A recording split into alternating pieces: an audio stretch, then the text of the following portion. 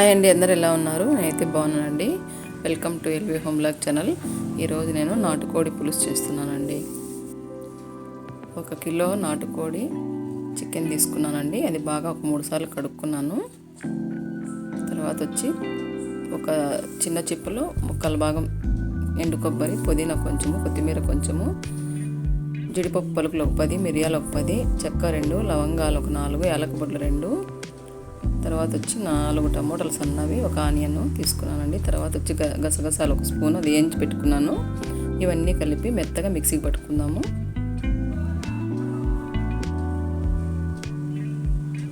చూడండి, మెత్తగా మిక్సీ పట్టేసినాం కదా.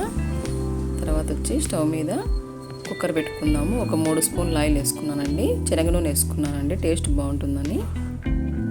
ఇది బాగా హీట్ ఎక్కిన తర్వాత 4 లవంగాలు, 2 చెక్క, 2 యాలక పొట్లు, 2 బిర్యానీ ఆకులు వేసుకున్నానండి. తర్వాత వచ్చి పెద్ద ఆనియన్ 1, పచ్చిమిర్చి 4 తీసుకునేసి అవి చీలికలు చేసుకున్నానండి. అవి బాగా వేపుకున్నాము మసాలా. తర్వాత వచ్చి అల్లం వెల్లుల్లి పేస్ట్ వేసుకునేసి బాగా వేపుకున్నామండి ఇదంతా.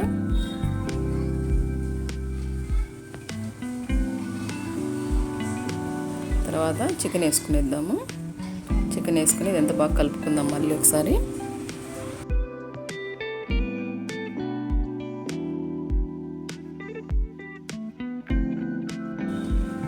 తగినంత ఉప్పు వేసుకుందామండి.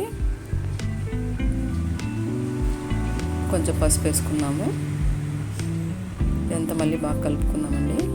ఈ నీళ్ళంతా బయట వచ్చేయాలి కదండి చికెన్లోకి, అందువల్ల ఇదంతా బాగా ఉడకబెట్టుకునేద్దాము. చూడండి, నీళ్ళంతా ఎగిరిపోయినాయి.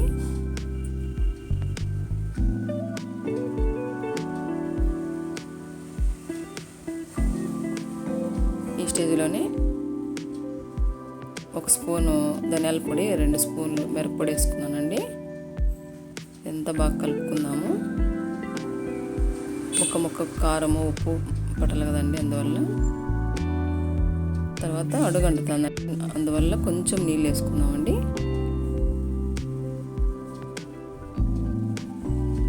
ఎంత బాగా ఎగిపోయింది. ఈ స్టేజ్లోనే కొంచెం పుదీనా, కొత్తిమీర కూడా వేసుకునేసినానండి. అది ఎగిపోయిన తర్వాత వచ్చి మిక్సీకి పట్టుకున్న మసాలా అంతా వేసుకునేద్దాము. వేసుకునేసి ఇదంతా బాగా కలుపుకుందాము. ఈ మసాలాలో కూడా బాగా చికెన్ ఉడకాలండి.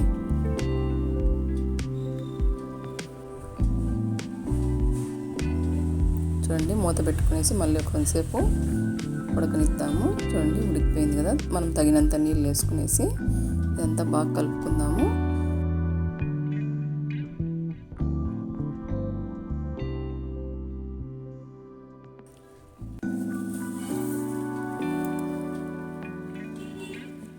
తర్వాత వచ్చి కుక్కర్ పెట్టుకునేసి ఒక 5 విజిల్లు వచ్చేటట్లు పెట్టుకున్నానండి.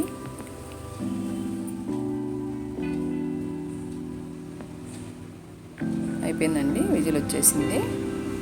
చూడండి, కలర్ఫుల్గా ఉంది కదా కర్రీ. తర్వాత ఇప్పుడు ముక్క ఉడికిందో లేదో చూసుకుందామండి. బాగా హీట్గా ఉందండి, వేడిగా ఉంది ఇది కర్రీ అన్నమాట. ముక్క కూడా ముట్టుకోవడానికి కావడం లేదు. ఉడికిపోయిందండి.